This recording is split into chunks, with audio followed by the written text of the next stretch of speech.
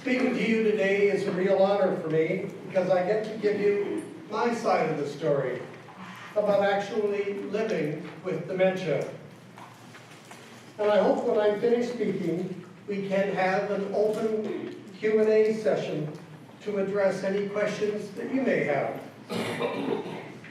In 2009, I was invited to speak to neuroscience nurses attending a conference in Vancouver.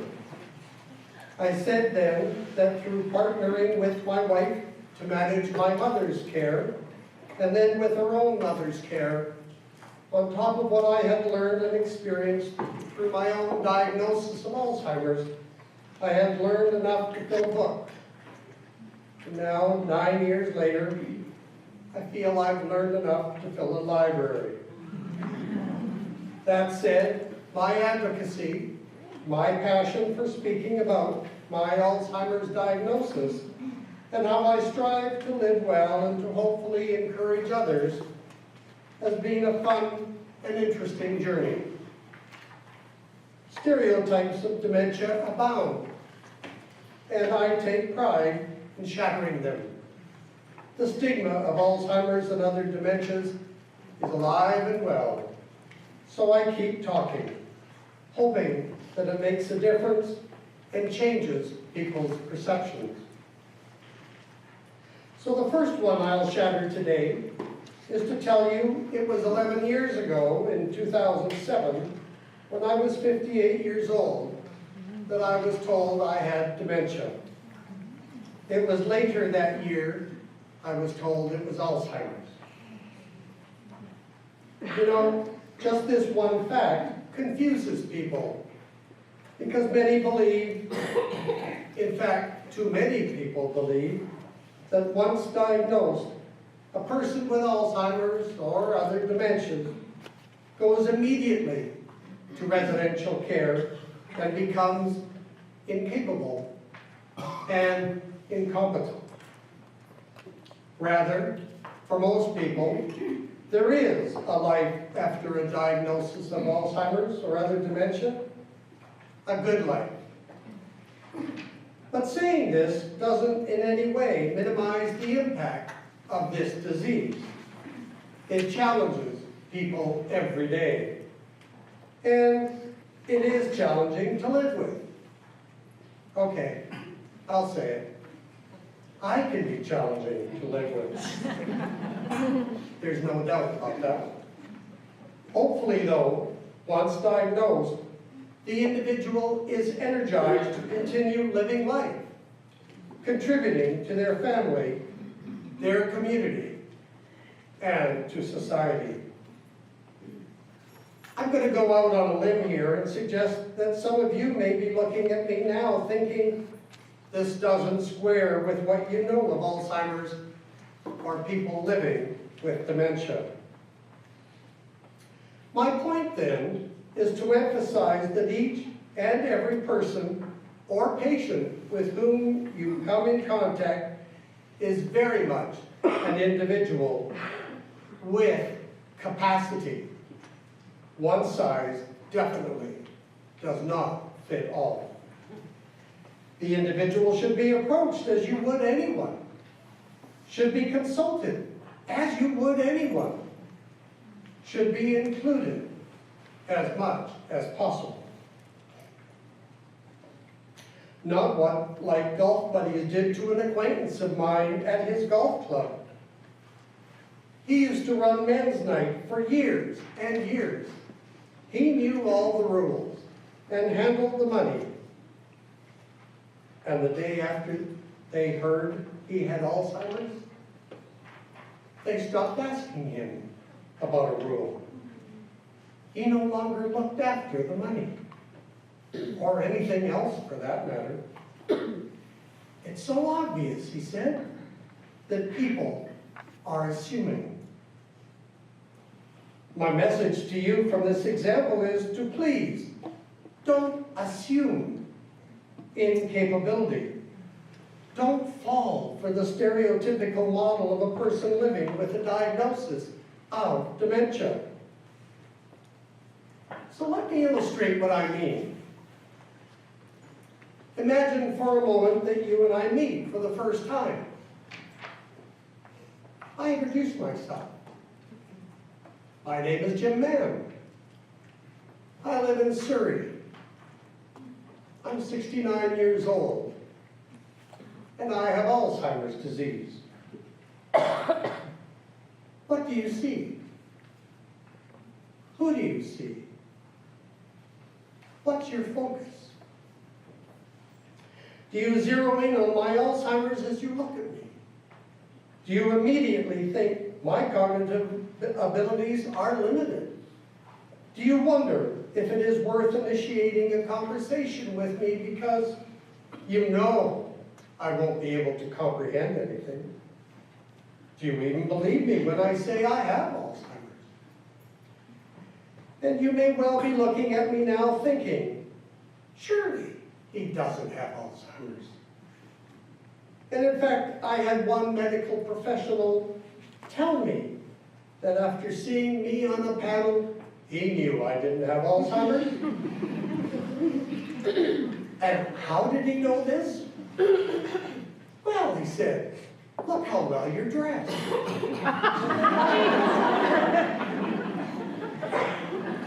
I'm glad I had a witness for that one. And that's part of the complication. Alzheimer's and other dementias are a cognitive impairment and not physical. With this one disease, you get the full range of thoughts and opinions from people, from being written off as soon as you are diagnosed to being challenged on the legitimacy of your diagnosis. And that, for a lot of people, is more than they want to deal with. Like one couple that told neighbors the husband had a series of TIAs, small strokes, which in their mind was better than admitting that he had been diagnosed with Alzheimer's. Now, why would they say this? One word: stigma. It's the sting of stigma. In fact, the Alzheimer's Society of Canada's awareness campaign this past January focused on stigma, and it was well received from the reports I've heard. In the lead up to the campaign, the Society commissioned a poll, and the results were startling. At least they were for me. I was stunned to read that 46% of respondents would feel ashamed or embarrassed if they had dementia. 46%. 39%, and that's only 39%, would offer support for family or friends who were open about their diagnosis.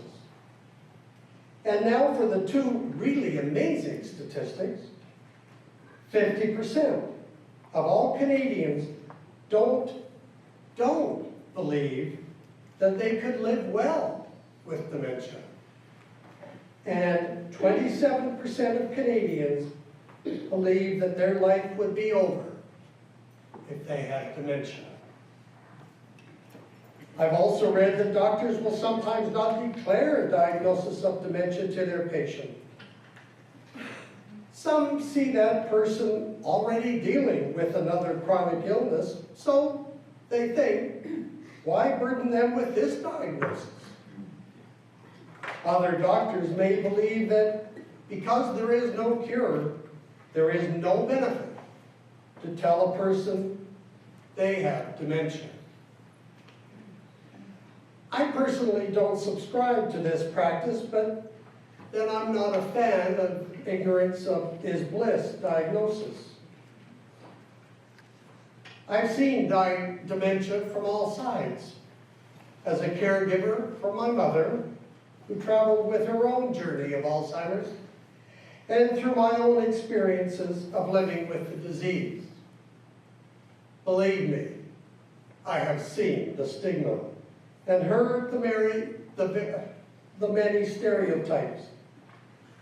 Like the nurse who told me, "You look fine," when I said my wife Alice needed to be with me in the hospital's examining room in emergency. She too easily forgot the phrase, "Looks are deceiving." So now I try to live life through the concept of social citizenship.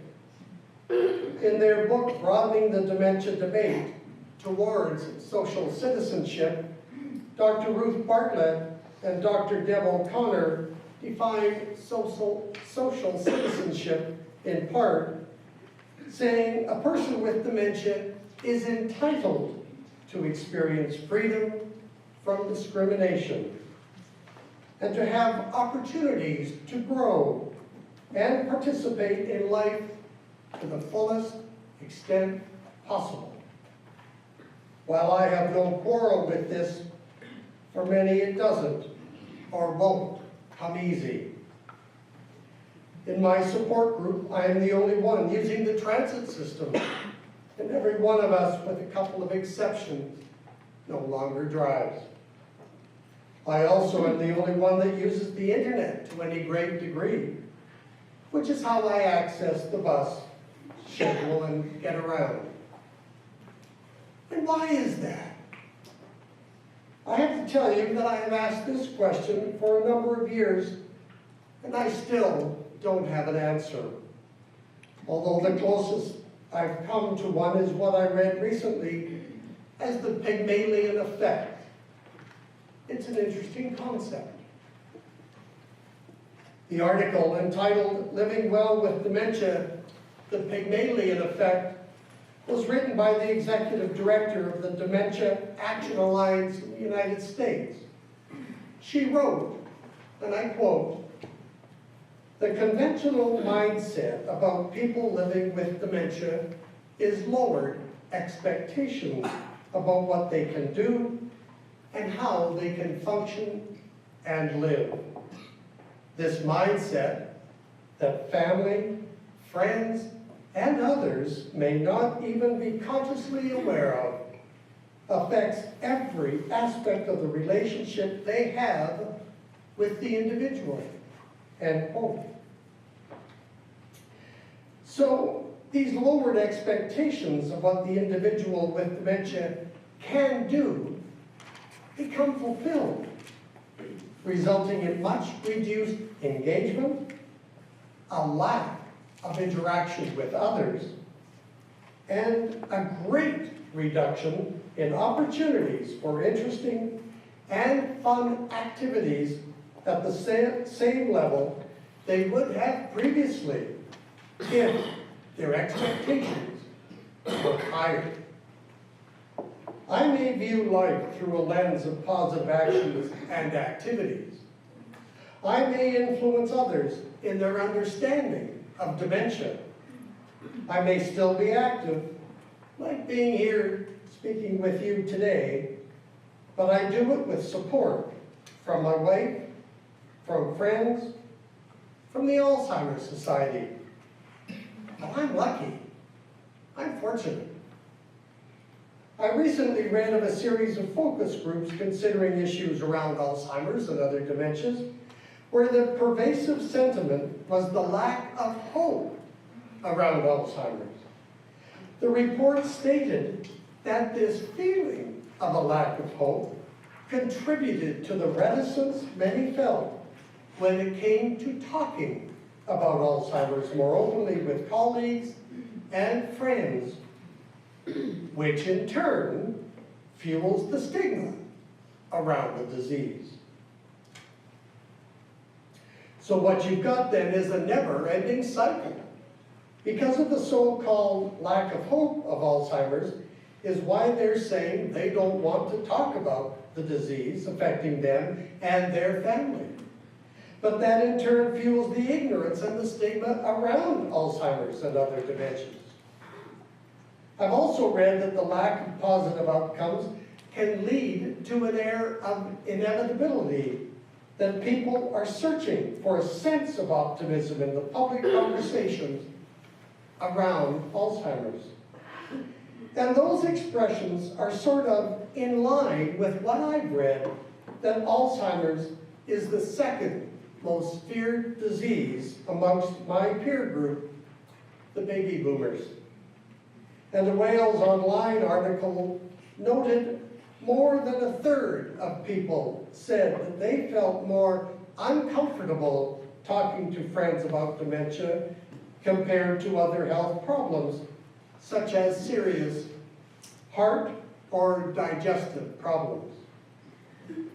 The bottom line then, it seems to me, is because Alzheimer's is viewed as an old person's disease and there is no cure or treatment, people just don't want to talk about it.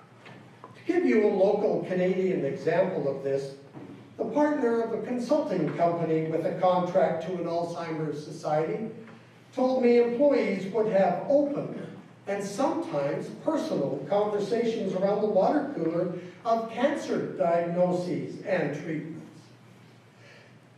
But when his employees heard of the contract with the Alzheimer's Society, some would approach him with story of dementia's impact on them personally. The difference, though, was stark. They were one-to-one in his office with the door closed.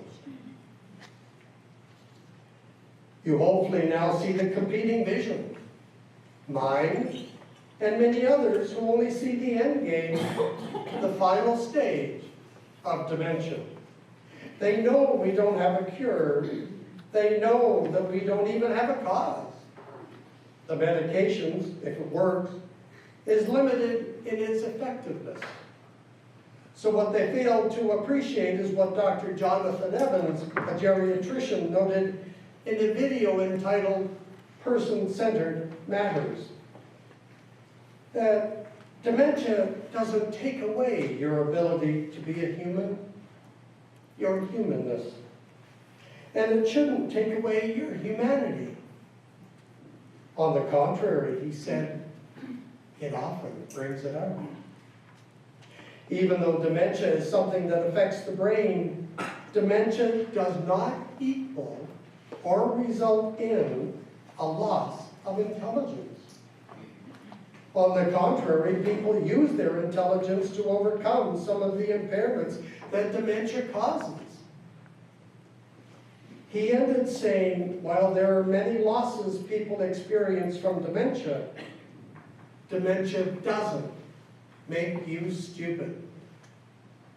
Dementia doesn't rob you of your ability to experience joy, to be happy, like I am. But before we go to Q&As, I want to leave you with a few thoughts from a different outlook.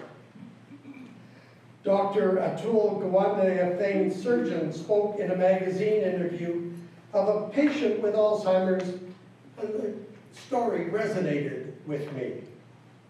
He said, there was an 85-year-old patient with Alzheimer's that I met who had a medically ordered pureed food-only diet and was caught eating cookies.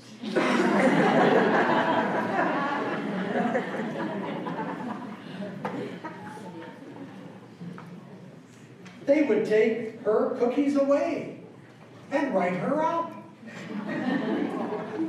She'd get in trouble, and you just wanted to say, let her have the damn cookie. Because at this point, she's expressing what her only joy is. Well-being is larger than being healthy.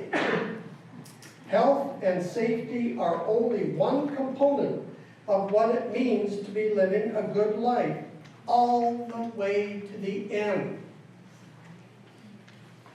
And speaking of cookies, I want to pass along a personal experience with my mother when she was in residential care about choices.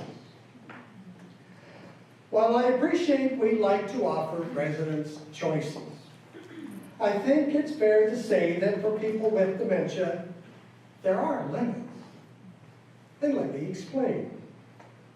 At tea time, Staff would show Mom a cookie tray with a wide variety of cookies and ask her to take one. She would invariably say no. But some staff knew about the challenges of making choices for people with dementia, so they would select a cookie and offer it to my mother, which she always gladly accepted. I was a recent advisor to a PhD candidate, and while her focus was on acute care, I think a few of the observations in her thesis apply generally for people approaching people living with a diagnosis of dementia. She said that patients with dementia are often assumed as incapable of making care decisions, so hospital staff would go to the family to seek opinion. Sometimes, and this is the important part, family's perspective may not necessarily be the same as the patient's. One patient, she noted, felt that due to changes in his cognitive function and the label of dementia, he was viewed and treated as a subclass on the ward. In this case, she wrote, the patient felt that a loss in freedom meant losing humanity.